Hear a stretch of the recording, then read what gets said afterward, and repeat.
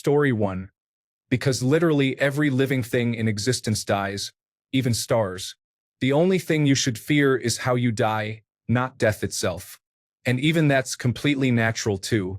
If we didn't fear being burned alive or getting eaten by a tiger, death would feel a lot more normal. Fear of the unknown is why death is so scary to most. But think about how you never knew what existed before you were born.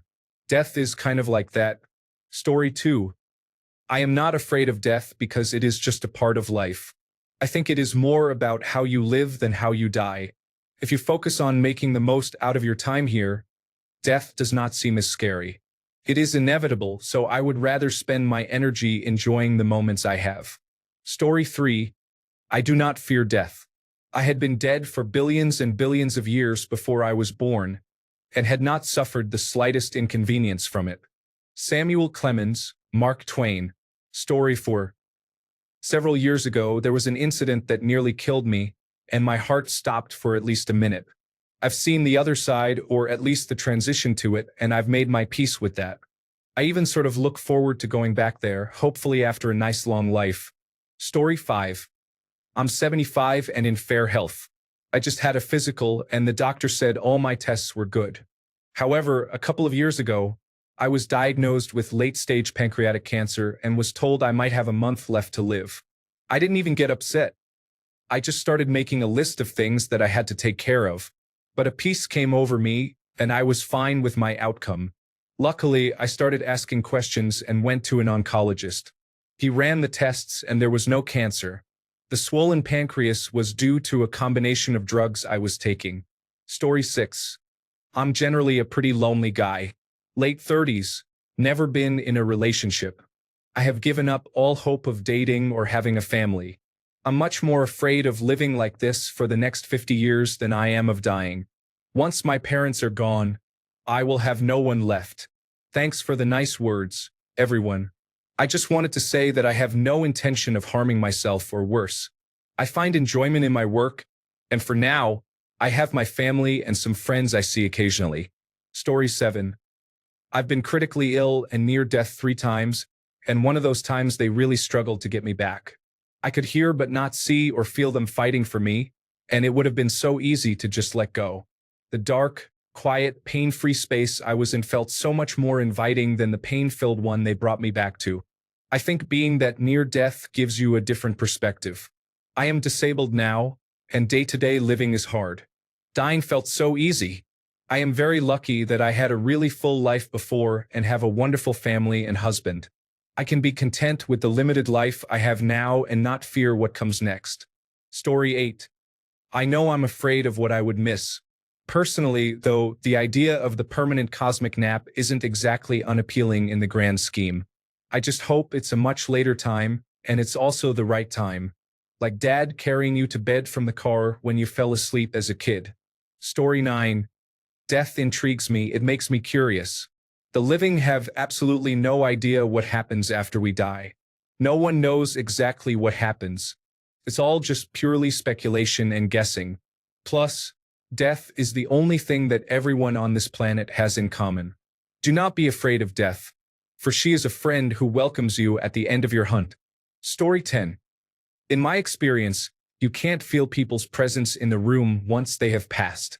I choose to believe that means we go somewhere, even if it is long-term storage in a hard drive. Story 11. I was gone for a few minutes and saw the other side, if you will. I know death is scary, but it is also incredibly peaceful. Everything that made me suffer fell away. I saw myself for who I really was. I was also given options. The whole thing was really cool. You are here to learn and grow. Do not fear the next episode.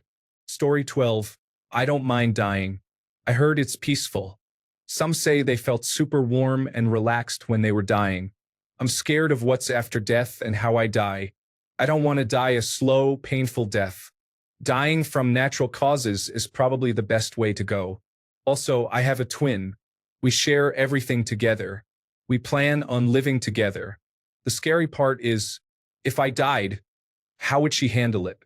Or if she died first, I don't want to be alone. Dying isn't scary, it's what happens after. Story 13. Because I want to see my dad again. Also, I have witnessed some really hard to explain paranormal stuff, and I am fairly skeptical myself, which, even though it was really unsettling at first, it gives a great hint that we don't end, we continue. Story 14, because my son died. I'm an atheist, but when I think about my death, I imagine them putting his little urn into my coffin with me. Even though I know I won't feel it because I'll be gone, the idea of it gives me so much peace because I'll go out with my little boy in my arms. Story 15. Because unless it's long, drawn out, and extremely painful, it's not my problem. If there is an afterlife, all will be okay, and it's not my problem. If there isn't an afterlife, I simply no longer exist, and it's not my problem. I'm not going to worry about something that's not my problem. Story 16, because eventually everyone goes. You should not fear something you cannot avoid. It is just like before being born. I mean, think about it. Do you remember a life before being born? No. Same after death. That is the way I see it. Story 17.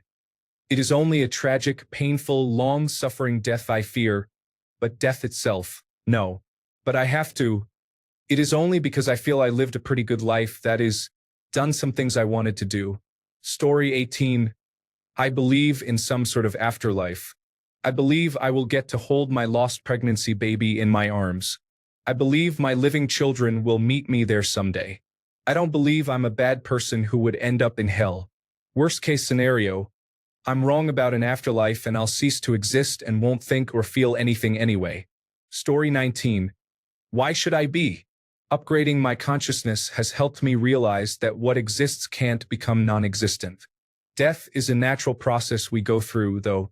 We can choose what we do next after that death. Will we stay as a spirit, or will we have another life? Story 20. Not afraid of death, but afraid of what comes after. Are souls real? Is heaven or hell real? It's the uncertainties that get me. I know I'll rot and all that, but where do I actually go from there? Story 21. Because it's something that cannot be avoided or escaped from. Every day is unknown, but the only certainty is death. I welcome it, I appreciate it. Without death, I don't think we would appreciate the time we spend with our loved ones the way that we currently do. I do have a fear of death by fire, suffocation, or drowning, but it doesn't govern my life, and since I can't decide how or when I die, it's a backburner thought that just comes and goes. Story 22. I don't think my ego is particularly important in the scope of eternity. The best I can do is try to leave some friendly waves to swim in for humanity and whatever follows. Story 23. There are fates far worse. Death is an inconvenience, but there are many parts of life that are torture. Staying alive for me is only preferable to death because I do not find non-existence or the afterlife as interesting as living the life I can. It is kind of the same motive as when you put people in a blank room and they would rather press the button to give themselves an electric shock than sit there calmly. I prefer some temporary suffering now rather than eternal boredom. Story 24. I miss too many pets and people. I don't know what comes next. I'm just hoping I see them again. If there is nothingness, then at least I'll be nothing with them. Story 25. The first law of thermodynamics. Energy is neither gained nor lost. It just changes shape. Where you might say, omnia mutantur, nihil interit. Everything changes. Nothing is lost. My goal is to live my life learning to soften and accept change rather than harden against, avoid, or resist change. Hopefully, then when it's time for the big change, it won't be such a shock. The question for me is, what dies and what changes shape, and do I care about the part that dies, and if so, why?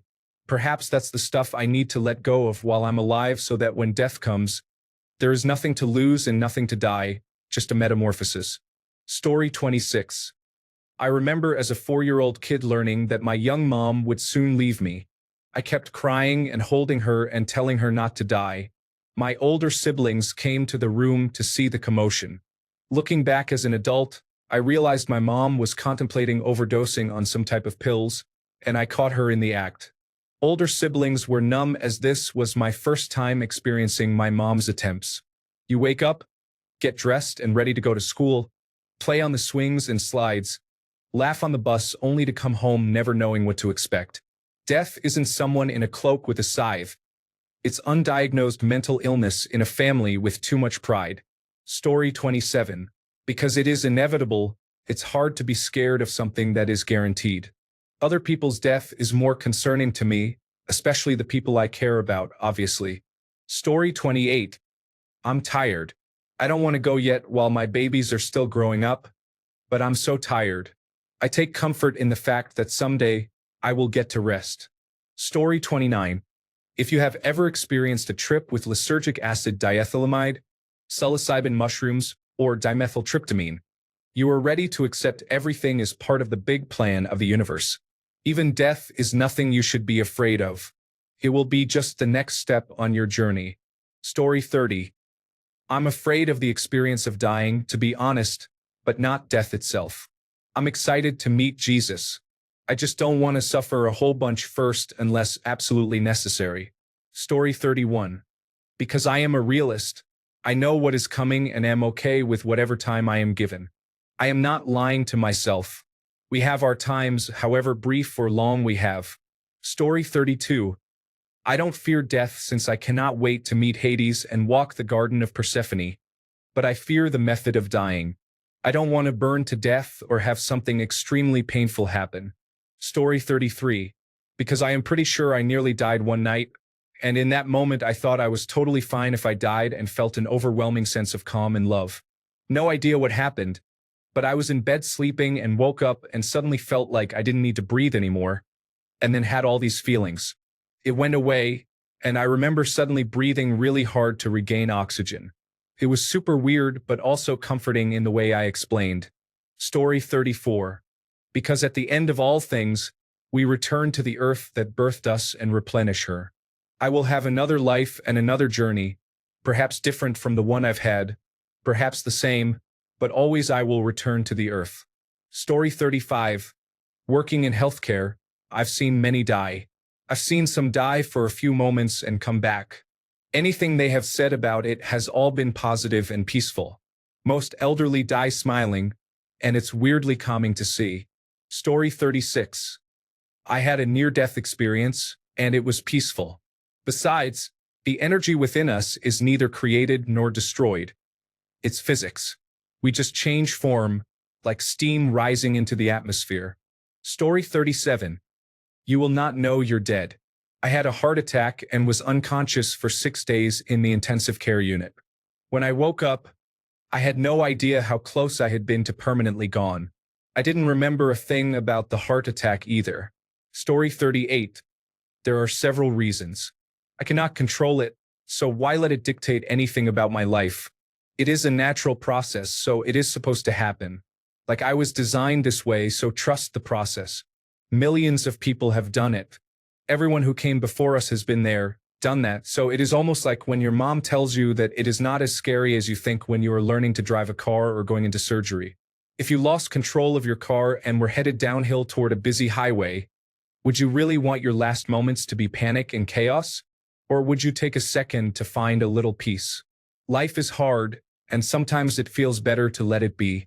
I have been in this situation before, and I slid across the highway through traffic like butter and made it to the other side safely. But I did have a moment where I just gripped the wheel and took a breath. It did not feel bad. It was more of a I do not get to decide here, and that is the way this works type of moment. The ground was icy and there was nothing I could do, and I felt very much alive, and I think I took my existence for granted before this happened.